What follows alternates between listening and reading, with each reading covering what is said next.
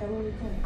This is Feeds Vintage Vegas and the most haunted casino on the Strip, the Luxor. In 1991, a resort was announced by Circus Enterprises known as Project X, changing the name to Luxor in 92, naming it after a city in Egypt known as one of the oldest inhabited cities in the world. The Luxor sits at 3900 South Las Vegas Boulevard, which kicks off the very eerie, hopefully coincidental choices that were made. Have you ever heard of the Curse of 39? Or that both 39 and 0 are technically evil numbers? This location is believed to be the former site of a once popular burial site for mobster victims. Is this the reason the Luxor is literally sinking into the softer than normal ground? Furthering the spirit meddling, the Luxor is notoriously known for its cursed design, ignoring Egyptian beliefs such as needing to have two sphinxes to protect the pyramid, not just one. The shape of the Luxor has been criticized as cursed forever, thought to attract dark energy without the shape of an eye at the top. The light beam at the top is known for having its own ecosystem, attracting bats and birds among other animals. Drawing you inside the pyramid is the Egyptian art, thought to carry its own curses, causing spirits to terrify guests for mocking their beliefs. With a tight deadline for opening, allegedly construction was a rush job, having approximately 7 workers die in the process and representing a few of the paranormal residents still living there today. Construction wasn't completed in time for the 4 a.m. opening on October 15th in 1993. As a result, guests were forced to stay in unfinished rooms and without too much knowledge of the recently deceased. In September of 96, a woman jumped from the 26th-story landing in the buffet area. Renovations were made in that area of the resort, but legend has it her spirit remains trapped on the 26th floor. In May of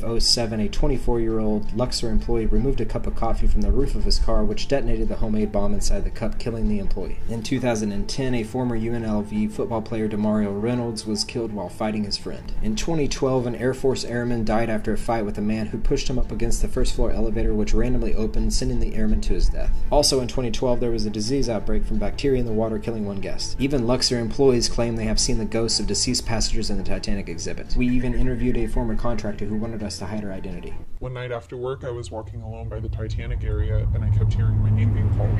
So I went over to the door and felt a huge rush of cold on my neck. By the way, worst of all, these slanted elevators are not your friend. Ash and I went a few nights ago to see if we could experience anything from the 39-degree angled nightmare, and we quickly realized that was a mistake. Without a room key, we jumped on one of the elevators with 2 others, also without a room key. It abruptly shut on us, shaking us to a random floor with no one touching anything. As soon as I glanced over to the screen to see what floor we landed on, the screen glitched from the 1st to the 6th. After sitting there for what seemed like a minute, the door is not opening. I pressed the door open button and the door is luckily opened. As you could imagine, we all got the fuck out of there, but the problem was we were on the 6th floor, one of the most haunted ones at the Luxor. Ash and I tried to get a different elevator, but that same one kept reopening even after waiting a few minutes, a couple of different times. After deciding to stay to film a little bit, secretly wanting to see if we could experience anything else, I looked over and saw a very scared Ashley, so we chose to head over to the other elevators to avoid what just happened and leave immediately. Upon leaving the 6th floor, Ashley was shivering down the hallways. I saw handprints on the ceiling, and although we didn't feel it, I've heard of others experiencing someone breathing on their neck on that same floor. We're not done with this creepy stuff yet though. Next series will be haunted feeds from the Fremont area.